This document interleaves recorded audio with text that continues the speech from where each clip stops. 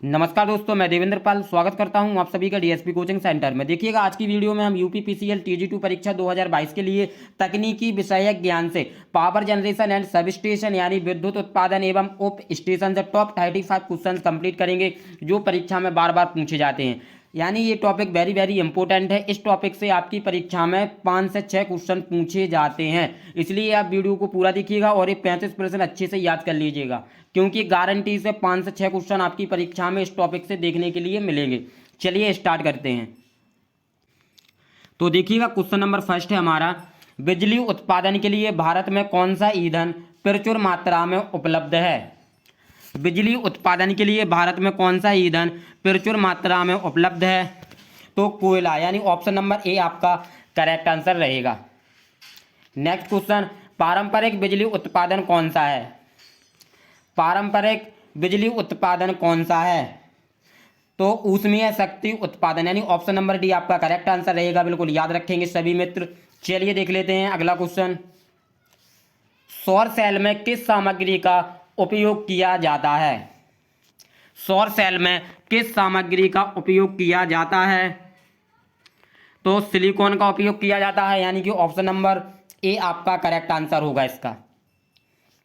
Next, परमाणु ऊर्जा station में परमाणु विखंडन के लिए प्रयुक्त परमाणु सामग्री का क्या नाम है।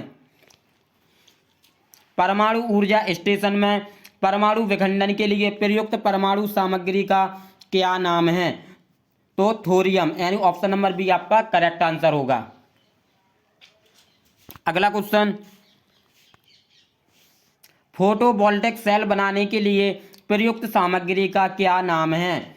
फोटोवोल्टिक सेल बनाने के लिए प्रयुक्त सामग्री का क्या नाम है। तो ऑप्शन नंबर ये आपका करेक्ट आंसर होगा, सिलिकॉन। याद रखेंगे सभी। चलिए देखते हैं अगला, गैर पारंपरिक ऊर्जा स्रोत कौन सा है। गैर पारंपरिक ऊर्जा स्रोत कौन सा है। तो हवा है, यानी कि ऑप्शन नंबर ए आपका करेक्ट आंसर है। चलिए अगला, ऊर्जा का प्राकृतिक स्रोत कौन सा है।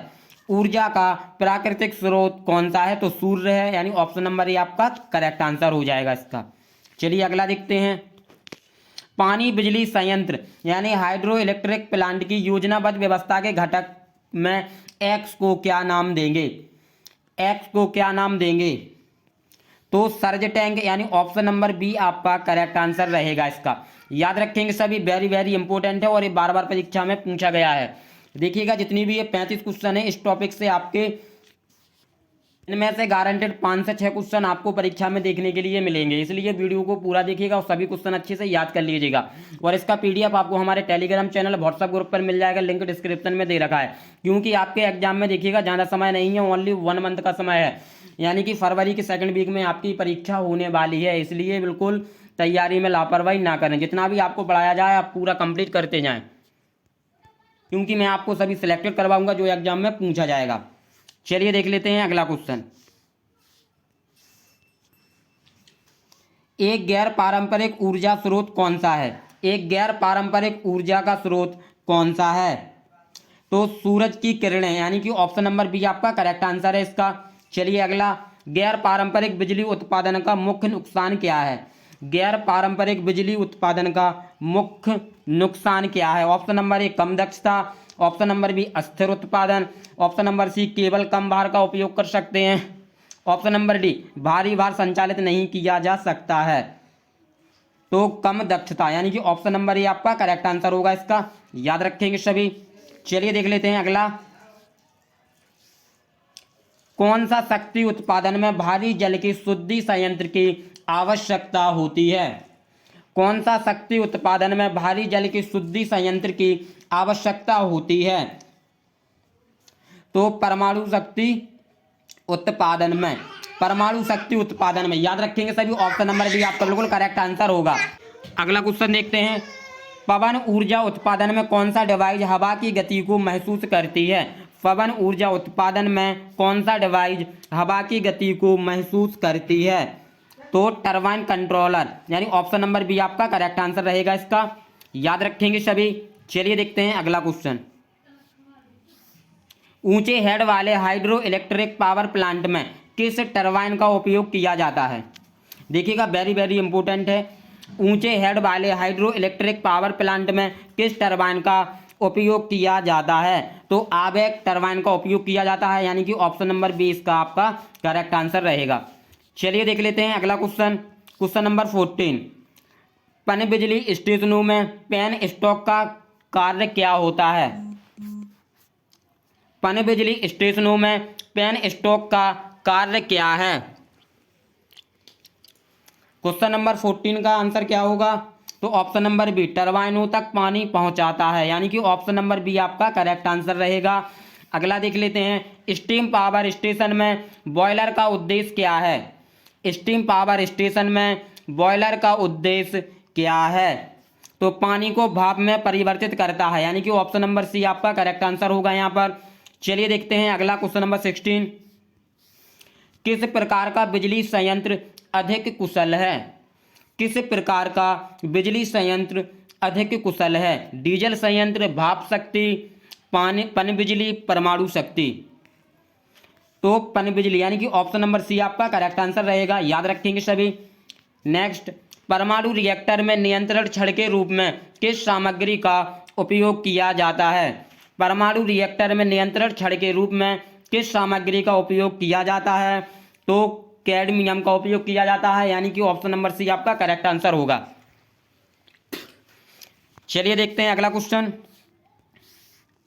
गैर पारंपरिक बिजली उत्पादन कौन सा है? गैर पारंपरिक बिजली उत्पादन कौन सा है? गैर पारंपरिक बिजली उत्पादन कौन सा है? तो पवन चक्की बिजली उत्पादन, यानी कि ऑप्शन नंबर सी आपका करेक्ट आंसर होगा। नेक्स्ट, जैव द्रव्यमान का अवशेष कौन सा है? जैव द्रव्यमान का अवशेष कौन सा है? तो घोल है, यानी कि सिलरी, ऑप्शन नंबर ये आपका करेक्ट आंसर रहेगा बिल्कुल। चलिए देखते हैं अगला, बायोगैस का मुख्य घटक कौन सा है? बायोगैस का मुख्य घटक कौन सा है? तो मीथेन है, यानी कि ऑप्शन नंबर बी आपका करेक्ट आंसर रहेगा, याद रखेंगे सभी। अगला,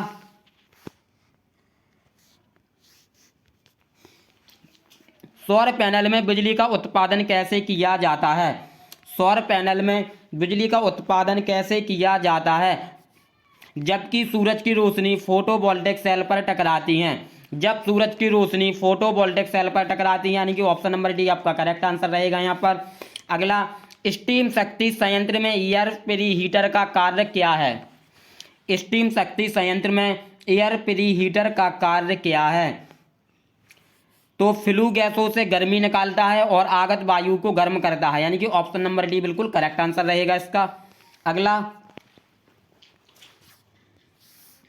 परमाणु संयंत्र का मुख्य नुकसान क्या है? परमाणु संयंत्र का मुख्य नुकसान क्या है? तो कचरे का निपटान, यानी कि ऑप्शन नंबर ये आपका करेक्ट आंसर रहेगा यहाँ पर। अगला, स्टीम पावर प्लांट में इकोनोमाइजर का क्या कार्य है? स्टीम पावर प्लांट में इकोनोमाइजर का क्या कार्य है? तो फ्लू गैसों द्वारा फीड पानी को गर्म करता है, यानी कि ऑप्शन नंबर सी आपका करेक्ट आंसर रहेगा। अगला, गैर पारंपरिक बिजली उत्पादन का क्या फायदा है? गैर पारंपरिक बिजली उत्पादन का क्या फायदा है?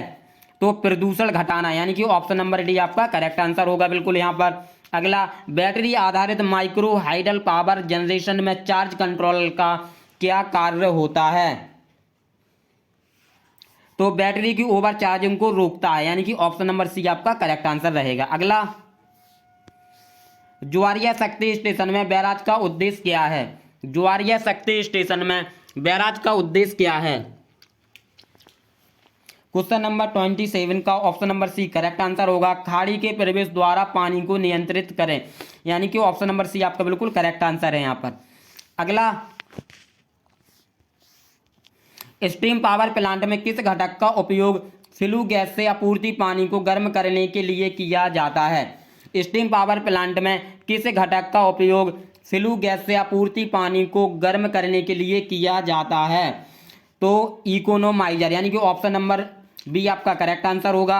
अगला, PWR का क्या फायदा है? यानी प्रेशराइज वाटर रिएक्टर का क्या फायदा है? तो इसमें उच्च शक्ति घनत्व है, यानी कि ऑप्शन नंबर सी आपका करेक्ट आंसर है। अगला, किस बिजली उत्पादन संयंत्र के संचालन में अधिक विश्वसनीयता है? किस बिजली उत्पादन संयंत्र के संचालन में अधिक विश्वसनीयता है? तो परमाणु शक्ति संयंत्र में, याद रखेंगे सभी, option number C correct answer रहेगा आपका। अगला, पारंपरिक बिजली उत्पादन पर गैर पारंपरिक बिजली उत्पादन का नुकसान क्या है?